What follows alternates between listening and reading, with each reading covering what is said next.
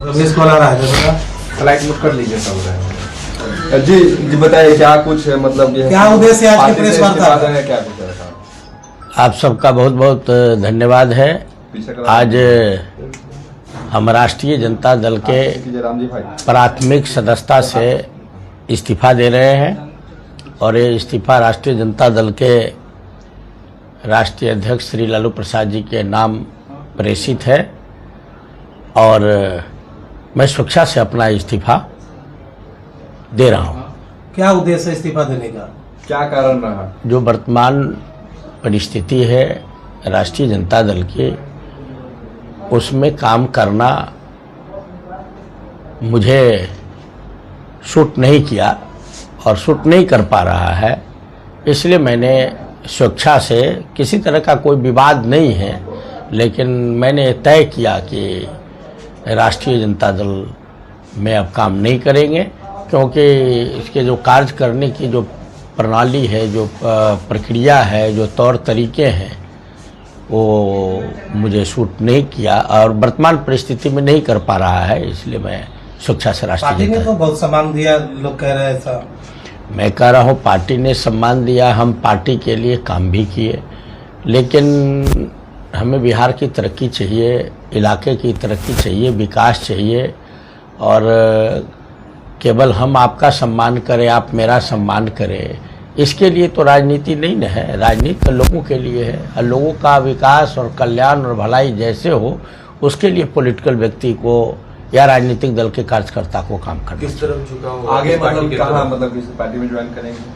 और हम निर्णय ले रहे हैं। अभी वर्तमान समय में हमने देखा कि देश में एक बड़े आंदोलन हो रहे थे, लेकिन सरकार ने डेमोक्रेटिक लाइन का अनुकरण करते हुए जो आंदोलनकारी के डिमांड थे, सभी डिमांड को भारत सरकार ने माना है।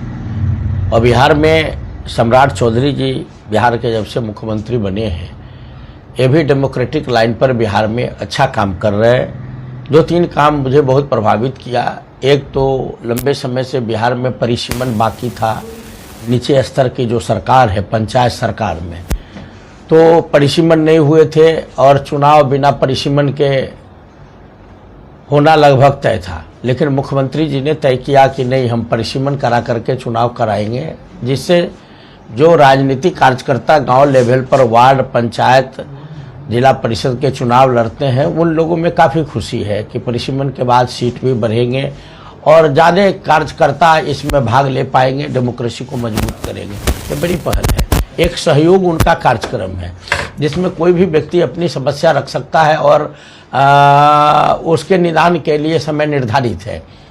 ये भी बड़ी अच्छी पहल है। नंबर 3, शिक्षा के क्षेत्र में सभी प्रखंड में डिग्री कॉलेज खोलने का और लगभग खुल भी गया, शुरुआत हो गई है, तो शिक्षा के क्षेत्र में यह क्रांति है। इस कम दिनों में मुख्यमंत्री जी ने बेहतर काम किए हैं और अपराध से कोई समझौता नहीं। और इसी बीच में आपने देखा कि IAS ऑफिसर जो भ्रष्टाचार में कहीं न कहीं से उनका नाम आया, उन्हें निलंबित कर दिया गया, तो ये बड़ा काम है और एक काम होने से जनता का भरोसा बनता है। इसलिए हमने तय किया है कि भारत में श्री नरेंद्र मोदी जी ने एक इतना बड़ा काम किया जो हजारों काम से बड़ा है। 370 धारा हटाना हम समझते हैं ये भारत की आवश्यकता थी, ज़रूरत थी और अखंड भारत के लिए वह कलंक था 370। इसको इन्होंने हटाया, बड़ी बारीकी से टकल किया और आज पूरा भारत एक है। हम कश्मीर गए थे एक कार्यक्रम में, जब हम सांसद थे, वहाँ जब हमने भारत का नाम लिया तो वहाँ कार्यक्रम में बैठे लोगों ने इसका विरोध कर दिया कि नहीं, हम भारत के हम भारतीय नहीं, हम कश्मीरी हैं। मुझे बड़ी तकलीफ हुई, मैं बीच कार्यक्रम को छोड़ कर मैं वहाँ से चल दिया। ये मुझे बहुत तकलीफ दे था, लेकिन आज ऐसा नहीं है। पूरा जम्मू कश्मीर, लद्दाख सब भारत के अंग है कम्प्लीटली और 370 हट गए, तो ये बड़ा काम हुआ है। पार्टी में किसी से नाराजगी भी है या? नहीं, मुझे किसी से नाराजगी नहीं है। हमने आगे भाजपा ज्वाइन करेंगे? मैं कल भारतीय जनता पार्टी की सदस्यता ग्रहण करूंगा, ऐसा हमने तय किया है। और सीधा कारण है कि हमने सीतामढ़ी में विकास के बहुत सारे काम किए जब हम सांसद थे। इसके बाद मौका नहीं मिल पाया तो मैंने मुख्यमंत्री जी से मेरी बात हुई। मुख्यमंत्री जी विकास कर रहे हैं और आगे भी विकास के आश्वासन उन्होंने दिया कि हम लोगों के लिए काम करेंगे। जनपक्षी सरकार है तो हम भारत सरकार और बिहार में दोनों सरकार है और काम कर रही है, तो हम इन लोगों के सहयोग से सीतामढ़ी को आगे बढ़ाना चाहते हैं। मेरे जीवन का संकल्प है, पद बड़ा नहीं होता है, व्यक्ति का कर्म बड़ा होता है। आप जाकर के देख लीजिए, 100 आदमी से पूछिएगा 95 आदमी बताएगा कि आज़ादी के बाद सबसे बेहतर काम अर्जुन राय ने किया है। बेहतर किया है लेकिन काम पूरा हुआ नहीं। और आपको मालूम है, जो प्रति व्यक्ति आय से ही वहाँ के लोगों का जीवन स्तर का पता चल जाता है। पूरे देश में एक व्यक्ति की प्रति व्यक्ति आय 1 लाख से ज़्यादा है। बिहार में औसत एक व्यक्ति की आय 76,000 से ज़्यादा है।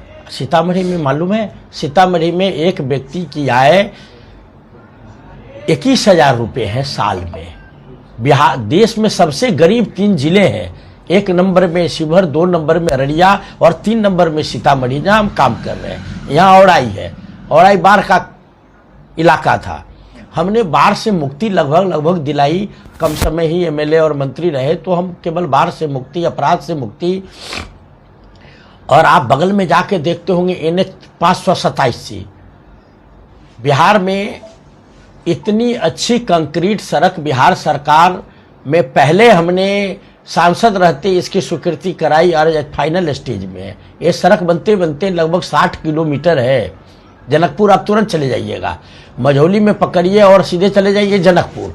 ये 60 किलोमीटर सड़क और पुल बनने में 2000 करोड़ यानी 20 अरब रुपए लग रहे हैं लगभग।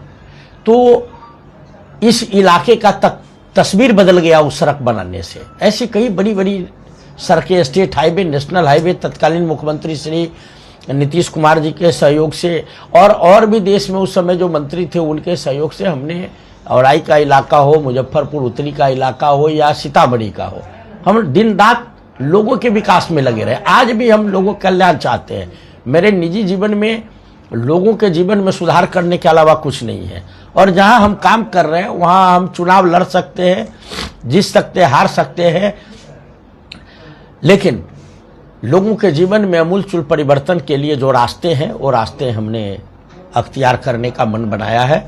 और संभावना है कि कल हम श्री नरेंद्र मोदी जी की अगुवाई वाली जो पार्टी काम कर रही है देश में, श्री नितिन नवीन जी जिसके राष्ट्रीय अध्यक्ष हैं, और बिहार में श्री सम्राट चौधरी जी की अगुवाई में काम करने वाली पार्टी गठबंधन, और उसी में भारतीय जनता पार्टी की मैं सदस्यता कल लेने की तैयारी में हूं।